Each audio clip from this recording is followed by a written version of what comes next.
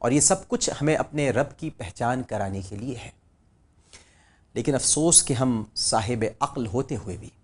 اپنے رب کو نہیں پہچانتے۔ اب پہچاننے کی تو بہت دور کی بات ہے، ہم تو پہچاننے کی کوشش بھی نہیں کرتے۔ ہمارے آقا، ہمارے مولا، ہمارے سرکار جن کے ہم غلام ہیں، نبی کریم صلی اللہ علیہ وآلہ وسلم نے اپنے رب کی پہچان سب سے افضل طریقے اور معیار سے کرائی، اور نبی کریم صلی اللہ علیہ وآلہ وسلم اپنے رب کی عطا کردہ 99 صفات کا اعلیٰ ترین مظہر بنے اور انسان کامل ہونے کا شرف حاصل کیا۔ اور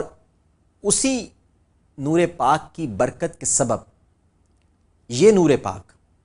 حضرت آدم علیہ السلام سے لے کر حضرت عبداللہ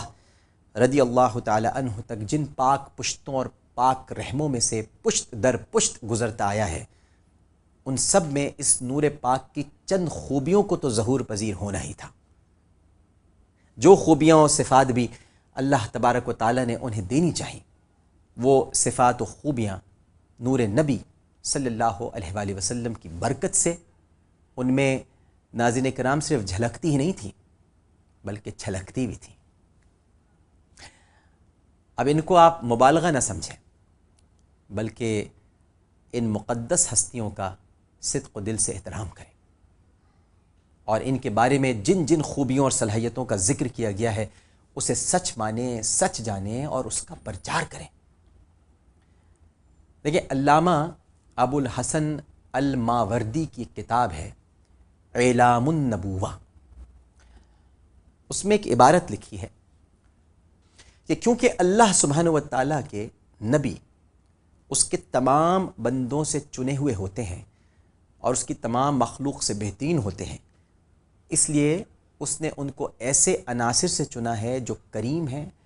اور ایسے رشتوں سے انہیں مضبوط کیا ہے جو نہایت پختہ ہیں،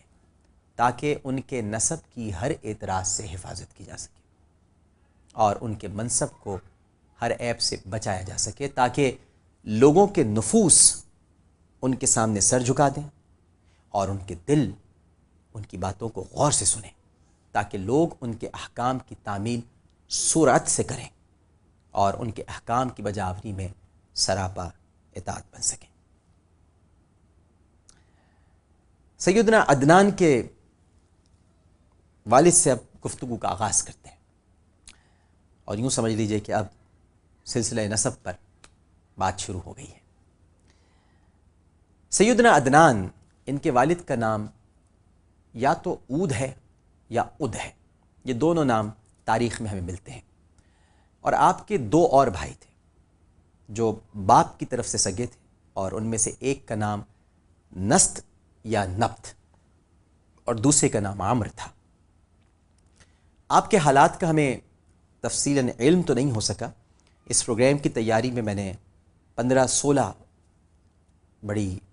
ضخیم کتابوں کا مطالعہ کیا ہے، لیکن جتنا علم ہمیں حضرت عدنان کے بارے میں ہو سکا وہ ہم یہاں بیان کر دیں گے۔ زیادہ علم نہیں ہو سکا، البتہ علامہ ابن جریر طبری کی روایت سے ہمیں یہ معلوم ہوتا ہے کہ وہ اہل عرب کے مسلمہ سردار تھے، کیونکہ جب 587 قبل مسیح میں بخت نصر، جس کو شداد بھی کہا جاتا ہے، اس کا پورا نام ہے بخت نصر شداد بن عاد، جب اس نے اپنے لشکر جرار کے ساتھ اہل عرب پر دھاوا بولا تو عربی لشکر کے جو قائد تھے وہ عدنان تھے۔ علامہ طبری لکھتے ہیں کہ ذات العرق کے مقام پر عدنان اور بخت نصر کا مقابلہ ہوا۔ بخت نصر نے عدنان کو شکست دی اور وہ عربی علاقے میں پیش قدمی کرتا ہوا حضور کے مقام پر پہنچا۔ عدنان بھی وہاں پہنچ گئے اور عرب کے اکناف و اطراف سے جنگجو بہادر عدنان کے جھنڈے کے نیچے مجتمع ہو گئے۔ آپ نے حضور کے ارد گرد خندق کھودی اور فریقین میں جنگ شروع ہوئی، لیکن عدنان نے اپنے سپاہیوں کو ہدایت کی کہ اگر بخت نصر ان کے قابو میں آئے تو اسے قتل نہ کریں۔ اس طرح بخت نصر نے بھی اپنی افواج کو حکم دیا کہ وہ عدنان کو قتل کرنے سے باز رہیں۔ علامہ ابن خلدون نے اس واقعے کو ذرا تفصیل سے لکھا ہے۔ وہ لکھتے ہیں ناظرین کرام کہ حضرت شعیب علیہ السلام بنی اسرائیل کے مشہور و معروف انبیاء میں سے ہوئے ہیں، اور جن کا تذکرہ کئی بار قرآن کریم میں بھی آیا ہے۔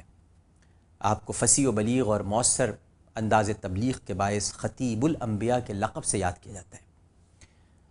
اور آپ کے علاقے کے مرکزی شہر کا نام حضور یا حضورہ تھا۔ علامہ یاقوت حموی نے اس کی تحقیق کرتے ہوئے لکھا ہے کہ حضور یا حضورہ یمن کے مشہور شہر زبید کی نواحی بستی کا نام ہے، اور کتاب المنجد میں ہے کہ کوہ سرات کے طویل پہاڑی سلسلے کے ایک پہاڑ کا نام حضور ہے، جو بلاد عرب کے جنوب میں واقع ہے، اور اسی مقام پر حضرت شعیب علیہ السلام کا مزار ہے۔ علامہ ابن خلدون لکھتے ہیں کہ جب حضور کے باشندوں نے اپنے نبی حضرت شعیب کو شہید کر دیا تو اللہ تبارک و تعالی نے ارمیہ اور ابرخیہ علیہم السلام جو بنی اسرائیل کے نبی تھے انہیں وحی فرمائی کہ وہ بخت نصر، یعنی جس کے بارے میں میں نے ابھی ذکر کیا شداد بن عاد، اس کو حکم دیں کہ وہ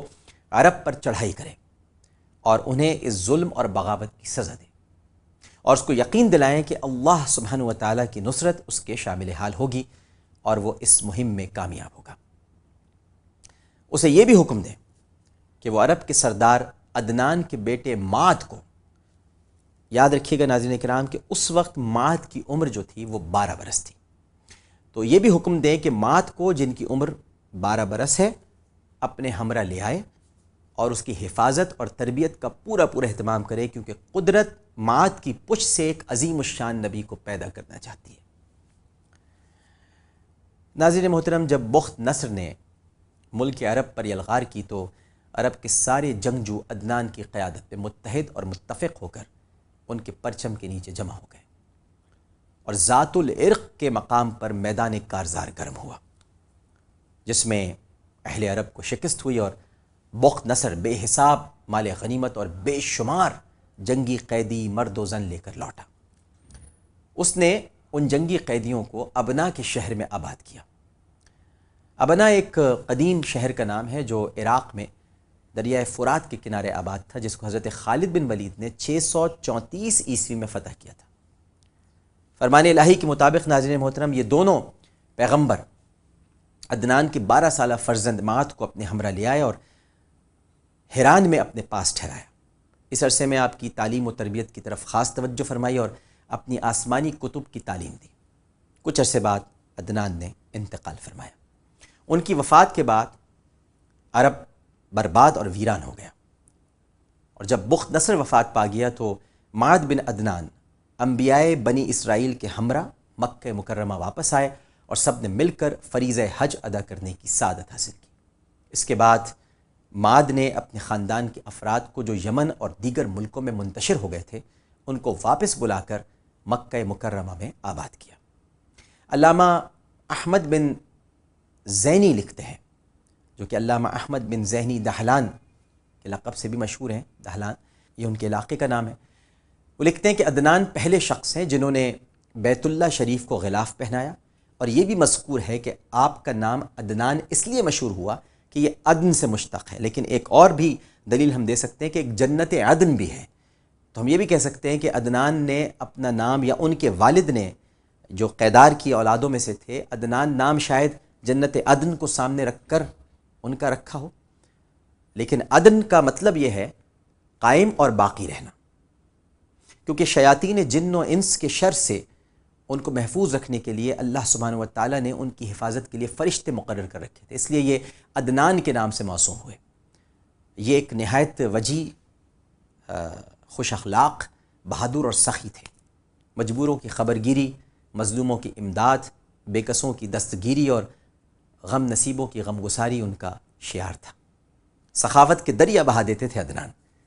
اس لیے کسی شاعر نے ان کی شان میں کہا ہے، جو کہ اردو ترجمہ اگر آپ کے سامنے پیش کروں تو اس طرح سے ہے کہ عدنان کی یہ شان اور خصوصیت آخر تک قائم رہی کہ جب اس کے فضائل و کمالات کا شمار کیا جاتا تو وہ یکتا ثابت ہوتا تھا۔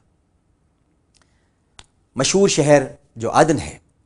اس کا نام انہی کے نام پر ابتدا میں عدنان رکھا گیا تھا، جو زمانے گزرنے کے بعد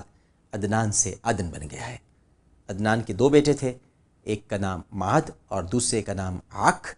یا مک تھا۔ بعض نے تو اور بیٹوں کا بھی ذکر کیا ہے